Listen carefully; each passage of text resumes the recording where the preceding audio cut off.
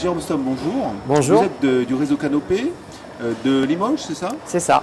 Donc nous allons parler d'un MOOC qui a pour vocation donc, de présenter la mise en œuvre d'une classe inversée, c'est ça? C'est ça, voilà. Donc l'idée du MOOC, c'est la deuxième session, la deuxième année qu'on fait ce MOOC. L'idée étant effectivement d'essayer de faire comprendre à n'importe qui a envie de monter une classe inversée comment on fait, donc des éléments pratiques, mais aussi quelle est un peu la philosophie de la classe inversée, de la pratique de la classe inversée.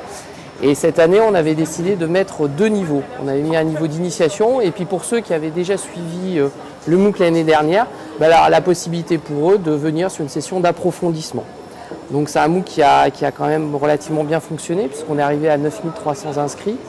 Alors inscrits ne veut pas dire évidemment tous ceux qui l'ont suivi. Donc effectivement c'est quelque chose d'assez important. Et puis là nous on est en train de travailler, c'est un peu pour ça aussi qu'on est là aujourd'hui, on est en train de travailler sur les résultats, c'est-à-dire on a tout un ensemble de métriques qui nous permettent de dire telle personne, elle a eu tel parcours, c'est tel type d'enseignant qui est venu sur le MOOC. Donc nous ça nous sert aussi pour construire par la suite nos futurs contenus parce qu'on espère bien faire une session 3 avec d'autres entrées, d'autres possibilités et d'autres envies. Alors qu'est-ce qu'on y trouve dans ce MOOC? On y trouve les principes pédagogiques qui sous-tendent la classe inversée, des moyens techniques, des approches disciplinaires.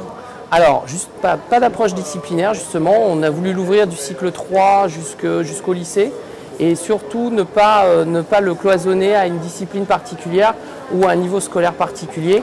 On est parti du principe que la classe inversée, cette pratique pédagogique, elle était commune à l'ensemble des enseignants.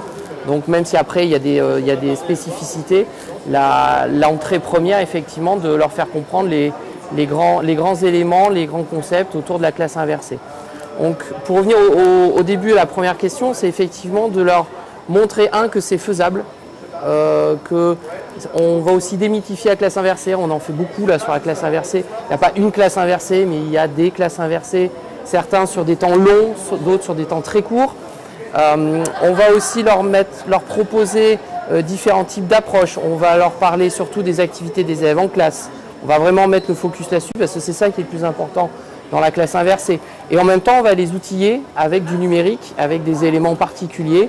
Et dans les parcours d'approfondissement, on va moins faire une entrée outils, on va plus les travailler sur les trucs et astuces, notamment pour ce qu'on est en train de faire aujourd'hui, les montages vidéo.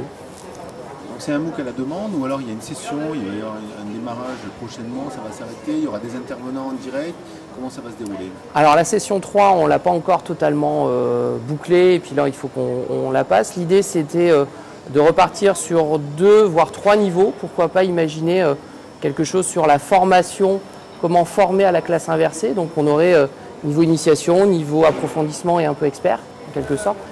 Alors les webinaires, on va voir si on en fait, c'est pas encore arrêté parce que c'est vrai que c'est quelque chose qui demande beaucoup de temps. Et si derrière, par rapport au nombre qu'on a eu, 9300 inscrits, on se retrouve avec 1000 personnes qui viennent en même temps, ça risque d'être compliqué à gérer. Donc il faut qu'on trouve les bonnes modalités pour effectivement donner plus d'interactivité et plus de possibilités aux personnes de faire ce travail-là. On peut découvrir ce MOOC à quelle adresse URL ou sur quel site? Alors c'est sur Fun, on est hébergé chez Fun. On a aussi l'ensemble des travaux produits puisqu'on a voulu faire un MOOC aussi participatif sur ViaEduc. On a utilisé le réseau ViaEduc pour ce faire.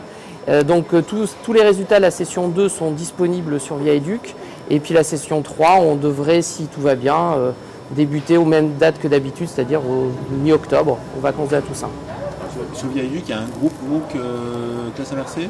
Alors il y a plusieurs groupes pour ViaEduc. Il y a le niveau d'initiation et le niveau d'approfondissement. Et puis à l'intérieur, ils ont construit, les participants ont construit petit à petit des sous-groupes, soit pour se découvrir dans un premier temps, pour savoir qui peut travailler avec qui. Et puis après, sous forme de projet, ils ont construit des groupes autour de projets et ils ont produit. Alors on n'est pas sur des volumes très très importants par rapport aux inscriptions, mais c'est toujours des éléments de grande qualité, puis c'est pour ceux qui ont voulu vraiment aller jusqu'au bout de la démarche. Donc on avait 180, quelque chose comme ça, projets déposés à la fin des 2 sessions. Donc ce qui est important, et puis nous on va évidemment valoriser ces projets pour montrer à quel point c'est intéressant et pouvoir sélectionner, dire voilà les points sur lesquels il faudrait avancer, etc., etc. Bien, merci.